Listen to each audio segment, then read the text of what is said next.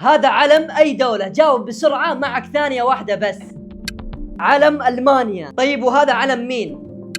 علم أمريكا. أبعطيك أعلام الدول وخلينا نشوف هل أنت ذكي ولا لا. هذا علم مين؟